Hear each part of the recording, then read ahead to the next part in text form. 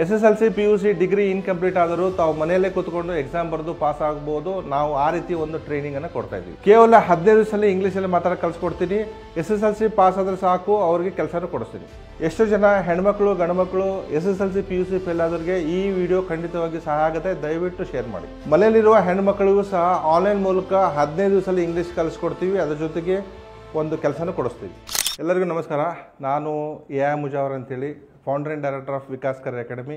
ಈ ಒಂದು ಸಂಸ್ಥೆ ಬಂದುಬಿಟ್ಟು 25 ವರ್ಷಗಳಿಂದ ನಾವು ರಿಟರ್ನ್ ಇಂಗ್ಲೀಷ್ ಮತ್ತು ಕಮ್ಯುನಿಕೇಷನ್, ಸ್ಪೋಕನ್ ಇಂಗ್ಲೀಷನ್ನು ಕಲಿಸ್ಕೊಡ್ತಾ ಇದ್ದೀವಿ. ಸೊ ಇಲ್ಲಿವರೆಗೆ 50,000 ವಿದ್ಯಾರ್ಥಿಗಳಿಗೆ ನಾನು ಇಂಗ್ಲೀಷ್ ಮಾತಾಡೋದನ್ನು ಕೇವಲ 15 ದಿನಗಳಲ್ಲಿ ಕಲಿಸ್ಕೊಟ್ಟಿದ್ದೀನಿ. 15 ದಿನಗಳಲ್ಲಿ ಇಂಗ್ಲೀಷಲ್ಲಿ ಮಾತಾಡೋಕ್ಕೆ ಪ್ರಾರಂಭ ಮಾಡ್ತಾರೆ. ಸರ್, ನಿಜವಾಗ್ಲೂ ಹೇಳಬೇಕಂದ್ರೆ ಭಾಳಷ್ಟು ಕೋರ್ಸ್ಗಳನ್ನು ನಾವು ಕಂಡಕ್ಟ್ ಮಾಡ್ತಾ ಇದ್ದೀವಿ. ಸೊ ಮೊದಲನೇದಾಗಿ ಹೇಳಬೇಕಂದ್ರೆ ಕಮ್ಯುನಿಕೇಷನ್ ಕ್ಲಾಸಸನ್ನು ಕಲಿಸ್ತಾ ಇದ್ದೀವಿ. ಅಂದರೆ ಕನ್ನಡದಿಂದ ಇಂಗ್ಲೀಷ್ ಮಾತಾಡೋದನ್ನು ಕಲಿಸ್ತಾ ಇದ್ದೀವಿ. ಅದು ಕೇವಲ 15 ದಿನಗಳಲ್ಲಿ ಸ್ಟೂಡೆಂಟ್ಸು ಇಂಗ್ಲೀಷಲ್ಲಿ ಮಾತಾಡೋಕ್ಕೆ ಪ್ರಾರಂಭ ಮಾಡ್ತಾರೆ. ಎರಡನೇದು ಬಂದುಬಿಟ್ಟು ಈಗಿನ ಜಗತ್ತು ಏನಂದರೆ ಕಂಪ್ಯೂಟರ್ ಜಗತ್ತು. ಸೊ ಹೀಗಾಗಿ ಎಲ್ಲರಿಗೂ ಕಂಪ್ಯೂಟರ್ ನಾಲೆಜು ಬೇಕೇ ಬೇಕು. ಸೊ ಹೀಗಾಗಿ ಎಲ್ಲ ಕಂಪ್ಯೂಟರ್ ಕೋರ್ಸಸ್, ಅದು ಬೇಸಿಕ್ ಕೋರ್ಸ್ ಇರ್ಬೋದು, ಅಥವಾ DTP ಇರ್ಬೋದು, ಟ್ಯಾಲಿ ಇರ್ಬೋದು, GST ಇರ್ಬೋದು, ಅದ್ರ ಜೊತೆಗೆ ವಿಡಿಯೋ ಎಡಿಟಿಂಗ್ ಕೋರ್ಸ್ ಇರ್ಬೋದು, ವೆಬ್ ಡಿಸೈನಿಂಗ್ ಕೋರ್ಸ್ ಇರ್ಬೋದು, SQL ಇರ್ಬೋದು, ಪೈಥಾನ್ ಇರ್ಬೋದು. ಹೀಗೆ ಬೇರೆ ಬೇರೆ ಒಂದು ಅಡ್ವಾನ್ಸ್ ಲೆವೆಲ್ ಒಂದು ಕಂಪ್ಯೂಟರ್ ಕೋರ್ಸನ್ನು ನಾವು ಮಾಡ್ತಾ ಇದ್ದೀವಿ. ಅದ್ರ ಜೊತೆಗೆ ಇನ್ನೊಂದು ವಿಶೇಷವಾಗಿ ಹೇಳಬೇಕಂದ್ರೆ ಭಾಳಷ್ಟು ವಿದ್ಯಾರ್ಥಿಗಳು ಡ್ರಾಪ್ಔಟ್ ಆಗಿರ್ತಾರೆ. SSLC ಡ್ರಾಪ್ಔಟ್ ಆಗಿರ್ತಾರೆ, PUC ಡ್ರಾಪ್ಔಟ್ ಆಗಿರ್ತಾರೆ, ಅಥವಾ ಡಿಗ್ರಿ ಡ್ರಾಪ್ಔಟ್ ಆಗಿರ್ತಾರೆ. ಯಾವುದೇ ಕಾರಣದಿಂದ ಅವ್ರಿಗೆ ಎಜುಕೇಷನ್ ಕಂಟಿನ್ಯೂ ಮಾಡೋಕ್ಕೆ ಆಗಿರೋಂಗಿಲ್ಲ. ಅಂಥ ವಿದ್ಯಾರ್ಥಿಗಳಿಗೂ ನಾವು ಏನು ಮಾಡ್ತಾಯಿದ್ವಿ ಅಂದರೆ ಗುರುತಿಸಿ ಅವ್ರಿಗೆ ಒಂದು ಆನ್ಲೈನ್ ಮೂಲಕ ಎಕ್ಸಾಮನ್ನು ಬರೆಸಿ ಅವರಿಗೆ ಅವರ ಒಂದು ಮುಂದಿನ ಭವಿಷ್ಯವನ್ನು ನಾವು ರೂಪಿಸ್ತಾ ಇದ್ದೀವಿ ಅಂತೇಳಿ ನನಗೆ ಹೇಳಲಿಕ್ಕೆ ಭಾಳ ಖುಷಿ ಆಗ್ತಾಯಿದೆ. ಸೊ ನಮ್ಮಲ್ಲಿ ಕೇವಲ ಇಂಗ್ಲೀಷ್ ಮಾತಾಡೋದು ಅಷ್ಟೇ ಅಲ್ಲ, ಅದ್ರ ಜೊತೆಗೆ ಕಂಪ್ಯೂಟರ್ ಕೋರ್ಸಸ್ ಇರ್ಬೋದು, ಅಥವಾ ಡೈರೆಕ್ಟಾಗಿ SSLC ಎಕ್ಸಾಮ್ ಬರೆದು PUC ಎಕ್ಸಾಮ್ ಬರೆದು ಅವ್ರು ಮುಂದೆ ಕಾಲೇಜಿಗೆ ಹೋಗ್ಬೋದು, ಅಥವಾ ಗೌರ್ಮೆಂಟ್ ಜಾಬ್ಗೆ ಅಪ್ಲೈ ಮಾಡ್ಬೋದು ಅಂತ ಹೇಳಲಿಕ್ಕೆ ನನಗೆ ಭಾಳ ಸಂತೋಷ ಆಗ್ತದೆ. ಸ್ಪೋಕನ್ ಇಂಗ್ಲೀಷು ನಮ್ಮಲ್ಲಿ ಆಫ್ಲೈನು ಇದೆ, ಆನ್ಲೈನು ಇದೆ. ಯಾರಿಗೆ ಆಫ್ಲೈನ್ ಆಗುತ್ತೆ ಬರಲಿಕ್ಕೆ, ನಮ್ಮಲ್ಲಿ ಬೆಳಗ್ಗೆ 9 ಗಂಟೆಯಿಂದ ರಾತ್ರಿ 8 ಗಂಟೆವರೆಗೂ ನಮ್ಮಲ್ಲಿ ಕ್ಲಾಸಸ್ ನಡೀತಾ ಇರ್ತದೆ. ಡೈಲಿ 2 ಅವರ್ಸ್ ಕ್ಲಾಸ್ ಅಂತೇಳಿ ನಾವು ಮಾಡ್ತಾಯಿದ್ವಿ. 1 ಅವರು ಇದೆ, 2 ಅವರ್ಸು ಇದೆ. ಸಪೋಸ್ ಫ್ರೀ ಇದ್ದರೆ ಅವರು 4 ಅವರ್ಸು ಕ್ಲಾಸ್ ಅಟೆಂಡ್ ಮಾಡ್ಬೋದು. ಸೊ ಆನ್ಲೈನ್ ಅಂತಂದರೆ ಈಗ ಯಾರಿಗೆ ಬರಲಿಕ್ಕೆ ಆಗೋದಿಲ್ಲ, ಈಗ ಹೋಮ್ ವರ್ಕರ್ಸ್ ಇರ್ತಾರೆ, ಮನೇಲಿ ಕೆಲಸ ಇರ್ತದೆ, ಆ ಕೆಲಸ ಬಿಟ್ಟು ಬರಲಿಕ್ಕೆ ಆಗ್ತಿರಲ್ಲ. ಆ ಒಂದು ಸಂದರ್ಭದಲ್ಲಿ ಅವ್ರು ಮನೇಲಿ ಕೂತ್ಕೊಂಡು ಆನ್ಲೈನ್ ಮೂಲಕವಾಗಿ ಈಸಿಯಾಗಿ ಇಂಗ್ಲೀಷ್ ಕಲಿಬೋದು ಅಂತ ನಾನು ಹೇಳಲಿಕ್ಕೆ ಬಯಸ್ತಾ ಇದ್ದೀನಿ ಸರ್. ಈಗ ನಮಗೆ ಇಂಗ್ಲೀಷ್ ಬರಲ್ಲ ಅನ್ನೋದು ನಮ್ಮದು ಒಂದು ಮೈಂಡ್ಸೆಟ್ ಅಷ್ಟೇ, ನಮ್ಮ ಮೈಂಡ್ಸೆಟ್ ಇರ್ತದೆ. ಬಟ್ ಸಾಮಾನ್ಯವಾಗಿ ಬೆಳಗಿಂದ ಸಾಯಂಕಾಲವರೆಗೆ ನಾವು ಇಂಗ್ಲೀಷ್ ಪದಗಳನ್ನ ಬಳಸ್ತಾ ಇರ್ತೀವಿ. ಈಗ ಫಾರ್ ಎಕ್ಸಾಂಪಲ್ ಚೇರ್ ಅಂತೀವಿ, ಟೇಬಲ್ ಅಂತೀವಿ, ಟ್ಯೂಬ್ಲೈಟ್ ಅಂತೀವಿ, ಫ್ಯಾನ್ ಅಂತೀವಿ, ವೈಟ್ ಬೋರ್ಡ್ ಅಂತೀವಿ, ಅಥವಾ ಡಿಜಿಟಲ್ ಬೋರ್ಡ್ ಅಂತೀವಿ, ಬಸ್ಸು, ಕಾಲೇಜು, ಕಂಡಕ್ಟ್ರು, ಟಿಕೆಟು, ಹೀಗೆ ಪ್ರತಿಯೊಂದು ಇಂಗ್ಲೀಷ್ ಪದಗಳನ್ನೇ ಬಳಸ್ತಾ ಇರ್ತೀವಿ. ಸೊ ನಮಗೆ ನಾವು ಓದ್ತೀವಿ, ಬರಿತೀವಿ, ಅರ್ಥನೂ ಆಗುತ್ತೆ. ಆದರೆ ನಮಗೆ ಹೇಳಿಕ್ಕೆ ಕಷ್ಟ ಆಗ್ತಾಯಿದೆ. ಈಗ ನಾನು ಸಪೋಸ್ ನಿಮಗೆ ಕನ್ನಡ ಮಾತಾಡಿ ಅಂತಂದರೆ ನೀವು ಕನ್ನಡ ಬಿಟ್ಟು ಮಿಕ್ಕಿದೆಲ್ಲ ಮಾತಾಡ್ತೀರಿ. ಬಸ್ ಕಂಡಕ್ಟರ್ ಟಿಕೆಟ್ ಕೊಟ್ಟ ಅಂತೀವಿ. Bus, conductor ticket 3 ಇಂಗ್ಲೀಷಲ್ಲಿದೆ. ಆದರೆ ಕೊಟ್ಟ ಅನ್ನೋದು ಒಂದು ಪದ ನಮಗೆ ಇಂಗ್ಲೀಷ್ ಹೇಳೋಕ್ಕೆ ಆಗ್ತಾಯಿಲ್ಲ. ಶಾಪ್ ಓಪನ್ ಆಗಿಲ್ಲ ಅಂತೀವಿ. Shop open 2 ಇಂಗ್ಲೀಷಲ್ಲಿದೆ. ಅದು ಆಗಿಲ್ಲ ಅನ್ನೋಕ್ಕೆ ಏನು ಅನ್ಬೇಕು? ಡಿಡ್ ನಾಟ್ ಓಪನ್ ಬೇಕು, ವಾಸ್ ನಾಟ್ ಓಪನ್ ಬೇಕು, ಹ್ಯಾವ್ ನಾಟ್ ಓಪನ್ ಬೇಕು, ಹ್ಯಾಸ್ ನಾಟ್ ಓಪನ್ ಬೇಕು, ಹ್ಯಾಡ್ ನಾಟ್ ಓಪನ್ ಬೇಕು, ಗೊತ್ತಾಗ್ತಾ ಇಲ್ಲ. ಕಾಂಟ್ರಾಕ್ಟರ್ ಫೈಲ್ ತೊಗೊಂಡ ಅಂತೀವಿ. ಕಾಂಟ್ರಾಕ್ಟರ್ ಫೈಲು 2 ಇಂಗ್ಲೀಷ್ ಇದೆ. ಅದು ತೊಗೊಂಡ ಅನ್ನೋಕ್ಕೆ ಏನು ಅನ್ಬೇಕು? ಟುಕ್ ಅನ್ಬೇಕು, ಹ್ಯಾವ್ ಟೇಕ್ ಅನ್ಬೇಕು, ಹ್ಯಾಸ್ ಟೇಕ್ ಅನ್ಬೇಕು, ಹ್ಯಾಡ್ ಟೇಕ್ ಅನ್ಬೇಕು, ಗೊತ್ತಾಗ್ತಾ ಇಲ್ಲ. ಸೊ ಮನೆಯಲ್ಲಿ ಕೂತಿರೋಂಥ ಅಜ್ಜಿ ಏನಂತಂದರೆ ಮೋಟ್ರ್ ಆನ್ ಮಾಡು ಅಂತಾಳೆ. Motor on 2 ಇಂಗ್ಲೀಷಲ್ಲಿದೆ. ಅದು ಮಾಡೋಕ್ಕೆ ಏನು ಅನ್ಬೇಕು? ಸ್ಟಾರ್ಟ್ ಅನ್ಬೇಕು, ಹ್ಯಾವ್ ಸ್ಟಾರ್ಟ್ ಅನ್ಬೇಕು, ಹ್ಯಾಸ್ ಸ್ಟಾರ್ಟ್ ಅನ್ಬೇಕು, ಗೊತ್ತಾಗ್ತಾ ಇಲ್ಲ. ಮನೇಲಿರುವಂಥ ಮಮ್ಮಿ ಏನು ಹೇಳ್ತಾರೆ ಅಂದರೆ ಮೊಬೈಲ್ ಕರೆನ್ಸಿ ಹಾಕ್ಸು ಅಂತಾಳೆ. Mobile currency 2 ಇಂಗ್ಲೀಷಲ್ಲಿದೆ. ಅದು ಹಾಕ್ಸು ಅನ್ನೋಕ್ಕೆ ಏನು ಅನ್ಬೇಕು? ಹ್ಯಾವ್ ರೀಚಾರ್ಜ್ ಅನ್ಬೇಕು, ಹ್ಯಾಸ್ ರೀಚಾರ್ಜ್ ಅನ್ಬೇಕು, ರೀಚಾರ್ಜ್ ಅನ್ಬೇಕು, ಗೊತ್ತಾಗ್ತಾರ. ಹೀಗೆ ಬೆಳಗಿಂದ ಸಾಯಂಕಾಲ ಇಂಗ್ಲೀಷ್ ಪದಗಳನ್ನೇ ಬಳಸ್ತಾ ಇದ್ದೀವಿ. ಆದರೆ ಒಂದೇ ಒಂದು ಪದ, ಈ ಕೊಟ್ಟ, ತೊಗೊಂಡ, ಬಂದೆ, ಹೋದೆ ಅನ್ನೋ ಒಂದು ಪದ ನಮಗೆ ಇಂಗ್ಲೀಷಲ್ಲಿ ಹೇಳೋಕ್ಕೆ ಕಷ್ಟ ಆಗ್ತಾಯಿದೆ. ಸೊ ನಾನು ಇಲ್ಲಿ ನಿಮಗೆ ಏನು ನಿಮಗೆ ಡೌಟ್ಸ್ ಇದೆ, ಈ ಹೆಲ್ಪಿಂಗ್ ವರ್ಬನ್ನು ಹೇಗೆ ಬಳಸಬೇಕು, am, are, is, have, has, have been, has been, had been, could have, would have, should have, might have, must have, ಇವುಗಳನ್ನು ಹೇಗೆ ಬಳಸಬೇಕು, ಎಲ್ಲಿ ಬಳಸಬೇಕು, ಯಾರಿಗೆ ಬಳಸಬೇಕು ಅನ್ನೋದು ನೀವು ತಿಳ್ಕೊಂಬಿಟ್ರೆ ನಿಮ್ಗೆ ಇಂಗ್ಲೀಷ್ ಬಂದಾಗೆ. ಸೊ ಇಲ್ಲಿ ನಾವು ಬರೀ ನಿಮ್ಮ ಡೌಟ್ಸನ್ನು ಕ್ಲಾರಿಫೈ ಮಾಡೋದಿಲ್ಲ, ಅದ್ರ ಜೊತೆಗೆ ನಿಮ್ಮ ಕಡೆಯಿಂದ ಹೇಳಿಸ್ತೀವಿ. ಮುಖ್ಯವಾಗಿ ನಿಮ್ಮ ಕಡೆಯಿಂದ ಅದನ್ನು ರಿಪೀಟ್ ಮಾಡಿಸ್ತೀವಿ. ಹೀಗಾಗಿ ನಿಮಗೆ ಕೇವಲ 15 ದಿವಸಗಳಲ್ಲೇ ನಾನು ಇಂಗ್ಲೀಷನ್ನು ಕಲಿಸ್ತೀನಿ ಅಂಥೇಳಿ ನನಗೆ ಭರವಸೆ ಇದೆ sir. Procedure in the sense, ಅವರು ನಮ್ಮಲ್ಲಿ ಬರ್ತಾರೆ, 1 ಅವರ್ ಡೈಲಿ ಕ್ಲಾಸ್ ಅಟೆಂಡ್ ಮಾಡ್ತಾರೆ. ನಾವು ಅವ್ರಿಗೆ ಅವ್ರ ಡೌಟ್ಸನ್ನು ಕ್ಲಾರಿಫೈ ಮಾಡಿ ಅವ್ರಿಗೆ ಸ್ಟೇಜ್ ಕರೇಜು, ಮುಖ್ಯವಾಗಿ ಹೇಳಬೇಕಂದ್ರೆ ಸ್ಟೇಜ್ ಕರೇಜ್ ಇರಲ್ಲ, ಪಬ್ಲಿಕ್ ಸ್ಪೀಕಿಂಗ್ ಇರಲ್ಲ, ಅಥವಾ ಒಂದು ಕನ್ವರ್ಸೇಷನ್ ಹೇಗೆ ಯಾವ ರೀತಿ ಸ್ಟಾರ್ಟ್ ಮಾಡಬೇಕು ಅನ್ನೋದು ಕನ್ಫ್ಯೂಸ್ ಇರುತ್ತೆ.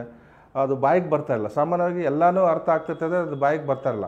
ಇಲ್ಲಿ ಮುಖ್ಯವಾಗಿ ನಾವು ಒಂದು ಅಂದರೆ ಅವ್ರ ಕಡೆಯಿಂದ ಹೇಳಿಸ್ತಾ ಹೋಗ್ತೀವಿ. ಅದು ನಮಗೆ ಅದು ವಿದ್ಯಾರ್ಥಿಗಳಿಗೆ ಪ್ಲಸ್ ಪಾಯಿಂಟ್ ಆಗುತ್ತೆ ಸರ್. ಇದು 100 to 100% ಗ್ಯಾರಂಟಿ ಅಂತ ಹೇಳ್ಬೋದು.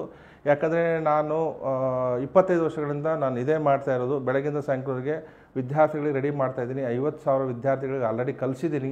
ಆನ್ಲೈನ್ ಇರ್ಬೋದು, ಆಫ್ಲೈನ್ ಇರ್ಬೋದು. ಹೀಗಾಗಿ ಇಲ್ಲಿ there is no doubt 200% guarantee. ಇಲ್ಲ ಅಂದರೆ ನಾನು ಅವ್ರ ಫೀಸ್ ವಾಪಸ್ ಕೊಡ್ತೀನಿ, ಅಷ್ಟು ನಾನು ಗ್ಯಾರಂಟಿಯಾಗಿ ಹೇಳ್ಬೋದು. ಸೊ ಈಗ ನನ್ನ ಬಾಯಿಂದ ನೀವು ಕೇಳಿದ್ರಿ, ನನ್ನ ವಿಚಾರಗಳನ್ನು ಕೇಳಿದ್ರಿ, ನಮ್ಮ ವಿದ್ಯಾರ್ಥಿಗಳು ಕೇಳ್ಬೋದು. ನಮ್ಮ ವಿದ್ಯಾರ್ಥಿಗಳು ಈಗ ಇಲ್ಲಿ ಎಲ್ಲರೂ ಕಲಿತು ರೆಡಿಯಾಗಿ ಕೂತಿದ್ದಾರೆ. ಸೊ ಅವರಿಗೂ ಅವ್ರ ಒಪಿನಿಯನ್ ಕೇಳ್ಬೋದು.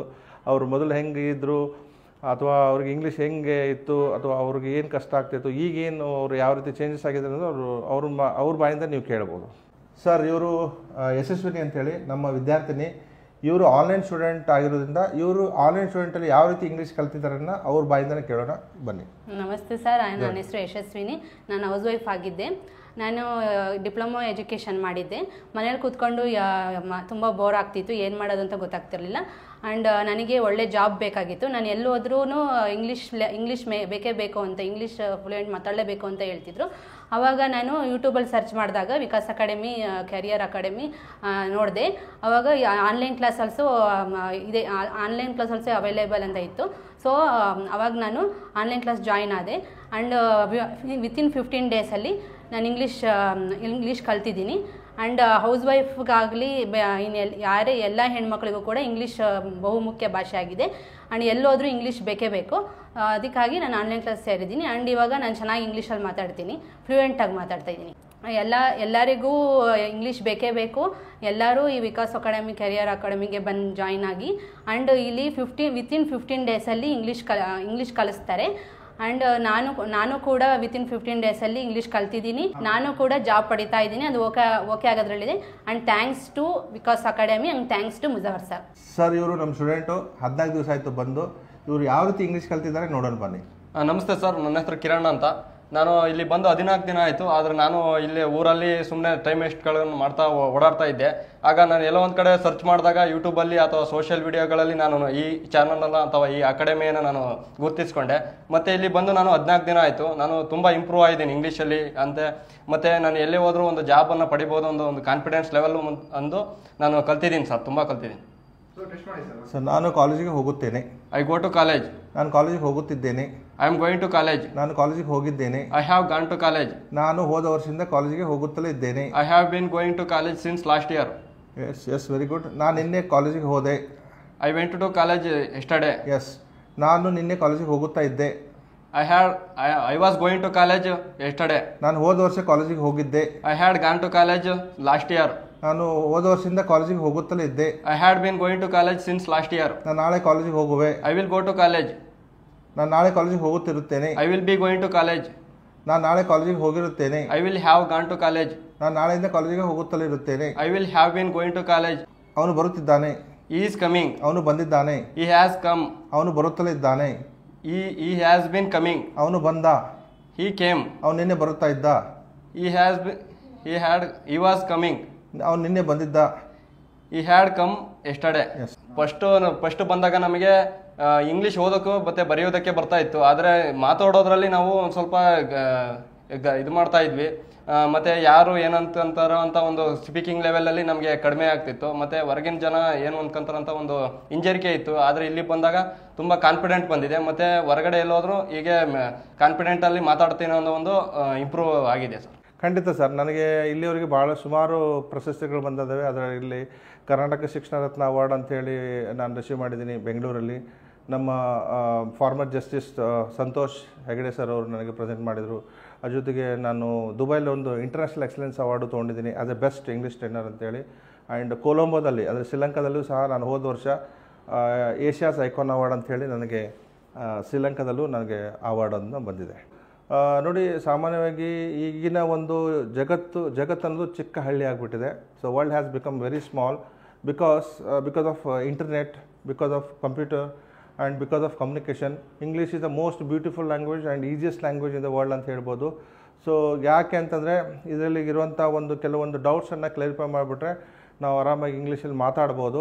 ಸರ್ ಖಂಡಿತ ಬೆನಿಫಿಟ್ ಇದೆ. ಯಾಕಂತಂದರೆ ನಾವು ಒಂದು ಕ್ವಿಕ್ಕಾಗಿ ಒಂದು 15 ಡೇಸಲ್ಲಿ ಇಂಗ್ಲೀಷಲ್ಲಿ ಮಾತಾಡೋಕ್ಕೆ ಕಲಿಸ್ಕೊಡ್ತಾ ಇದ್ವಿ. ಇದು ಒಂದು ಬೆನಿಫಿಟ್ಟು ಫಸ್ಟು. ಯಾಕಂದರೆ ಯಾರಿಗೂ ಟೈಮ್ ಇಲ್ಲ.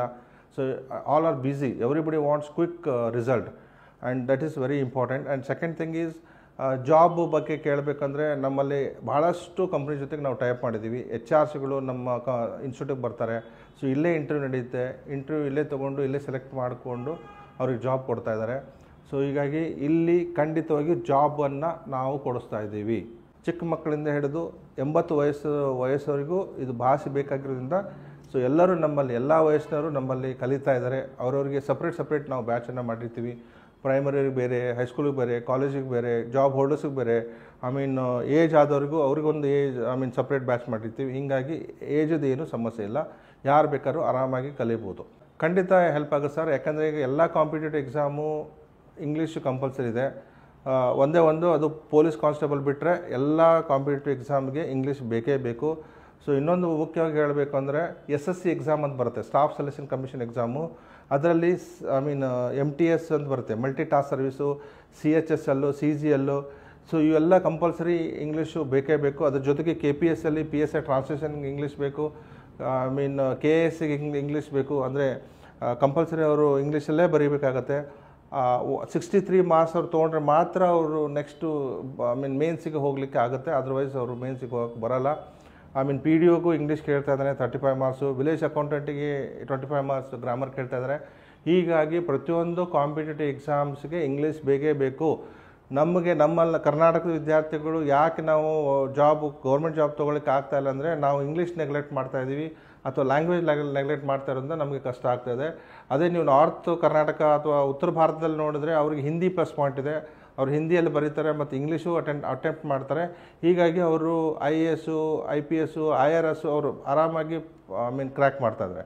ಸೊ ಕರ್ನಾಟಕದ ವಿದ್ಯಾರ್ಥಿಗಳಿಗೆ ಒಂದು ಈ ಲ್ಯಾಂಗ್ವೇಜ್ ಪ್ರಾಬ್ಲಮ್ ಅಂತ ಹೇಳ್ಬೋದು. ಇಂಗ್ಲೀಷ್ ಅವರು ಚೆನ್ನಾಗಿ ಕಲ್ತ್ಬಿಟ್ರೆ ಸೊ ಖಂಡಿತ ಅವ್ರ ಭವಿಷ್ಯ ಚೆನ್ನಾಗಿರುತ್ತೆ. ಸರ್ ನಮ್ಮ ಲೊಕೇಶನ್ ಬಂದುಬಿಟ್ಟು ವಿಜಯನಗರ, ಚಂದ್ರ ಲೇಔಟ್ ಮೇನ್ ರೋಡ್ ಅಂತ ಹೇಳ್ಬೋದು. ಸೊ ಅತ್ತಿಗುಪ್ಪ ಮೆಟ್ರೋ ಸ್ಟೇಷನ್ ಇಳಿದ ತಕ್ಷಣ ಒಂದು 5 ನಿಮಿಷ ವಾಕೇಬಲ್ ಡಿಸ್ಟೆನ್ಸಲ್ಲಿ ನಮ್ಮ ಇನ್ಸ್ಟಿಟ್ಯೂಟ್ ಇದೆ, ಚಂದ್ರ ಲೇಔಟು ಸರ್ಕಲಲ್ಲಿ. ಸೊ ಖಂಡಿತ ಸರ್ ಅವರು ಆನ್ಲೈನ್ ಮೂಲಕನೂ ಕಲಿಬೋದು. ಸೊ ಆನ್ಲೈನ್ ಮೂಲಕ ಅವ್ರಿಗೆ ಕಲಿಸಿ ಅವ್ರಿಗೆ ರಿಸಲ್ಟ್ ಮಾಡಿಕೊಟ್ಟು ನೌಕರಿ ಕೊಡಿಸ್ತಾ ಇದ್ದೀವಿ ಸರ್. ವಿಕಾಸ್ ಅಕಾಡೆಮಿಯಿಂದ ನಾವು ಟೈ ಅಪ್ ಆಗಿದ್ದೀವಿ. ಇಲ್ಲಿ ಬರೋ ಸ್ಟೂಡೆಂಟ್ಸ್ಗಳಿಗೆ, ಇಲ್ಲಿ ಬಂದು ಟ್ರೈನಿಂಗ್ ಆಗಿರೋ ಸ್ಟೂಡೆಂಟ್ಸ್ಗಳಿಗೆ, ಲೇಡೀಸ್ ಆಗಲಿ ಜೆಂಟ್ಸ್ ಆಗಲಿ, ಅವ್ರ ಕ್ವಾಲಿಫಿಕೇಷನ್ ಮುಖಾಂತರ ಅವರಿಗೆ ನಾವು ಕೆಲಸಗಳನ್ನ ಕೊಡಿಸ್ಕೊಡ್ತೀವಿ. ಆಲ್ಮೋಸ್ಟ್ ನಮ್ಮ ಹತ್ರ ಒಂದು 80+ ಕಂಪ್ನಿಗಳು ಟೈ ಅಪ್ಗಳಿದ್ದಾವೆ. ಆ ಟೈ ಅಪ್ ಕಂಪ್ನಿಗಳಿಗೆ ಸೂಟಬಲ್ ಪರ್ಸನ್ಗಳು, ಈಗ ಲೇಡೀಸ್ ಅಂದರೆ ಒಂದು ಮೊಬೈಲ್ ಮ್ಯಾನುಫ್ಯಾಕ್ಚರ್ ಕಂಪ್ನಿಗಳಿಗೆ ಲೇಡೀಸ್ನ ಇದು ಮಾಡ್ತೀವಿ. ಇನ್ನೊಂದು ಕಡೆಗೆ ಈ ವೈರ್ ಮ್ಯಾನುಫ್ಯಾಕ್ಚರ್ ಕಂಪ್ನಿಗಳಿಗೆ ಲೇಡೀಸ್ನ ಇದು ಮಾಡ್ತೀವಿ. ಇಲ್ಲ ಒಂದು BPOಗಳು ಇಲ್ಲ ಆ ಥರ ಕಂಪ್ನಿಗಳಿಗೆ ನಾವು ಟೈ ಅಪ್ ಇದ್ದೀವಿ. ಟೈ ಅಪ್ಗಳಿಗೆ ಸೂಟಬಲ್ ಆಗಿದೆ. ಈಗ ITI ಅಂದರೆ ಇಂಡಿಯನ್ ಇಂಡಸ್ಟ್ರಿಗಳಲ್ಲಿ ITI ಡಿಪ್ಲೊಮೊ ಮತ್ತು ITIಯಲ್ಲಿ ಸ್ಕಿಲ್ಡ್ ಇರ್ತಾರೆ. ಈ VMC ಆಪ್ರೇಟ್ರು, HMC ಆಪ್ರೇಟ್ರು, ಈ ಥರದವ್ರನ್ನೆಲ್ಲ ನಾವು ಜಾಬ್ ಕೆಲಸ ಕೊಡೋ ಥರ ಮಾಡಿಕೊಡ್ತೀವಿ. ಇಲ್ಲಿ ಇಂಗ್ಲೀಷ್ ಕಲ್ತ್ರೆ ಈಗ ನಾನೊಂದು ಕೆಲಸ ಹೇಳಿದರೆ ಒಂದು ಕಂಪ್ನಿಲಿ ಇಂಟ್ರ್ಯೂ ಮಾಡಿದಾಗ ಅಲ್ಲಿ ಕೆಲವೊಂದು ಈಗ ಮೊಬೈಲ್ ಮ್ಯಾನುಫ್ಯಾಕ್ಚರ್ ಕಂಪ್ನಿಲೇ ಆಗಲಿ ಅಲ್ಲಿ ಇಂಗ್ಲೀಷ್ ಮ್ಯಾಂಡ್ರೇಟ್ರಿ ಇರುತ್ತೆ. ಕೆಲವೊಂದು ವರ್ಡ್ಸ್ಗಳನ್ನ ಓದಬೇಕಾಗುತ್ತೆ, ಕೆಲವೊಂದನ್ನು ತಿಳಿದಿದ್ದ ವರ್ಡ್ಗಳನ್ನ ಅಲ್ಲಿಗೆ ಎಂಟ್ರಿ ಮಾಡಬೇಕಾಗುತ್ತೆ. ಆವಾಗ ಇಲ್ಲಿ ಕಲಿಸಬಹುದವರಿಗೆ ಇಮಿಡಿಯೇಟ್ಲಿ ಜಾಬ್ ಕೊಡ್ತೀವಿ.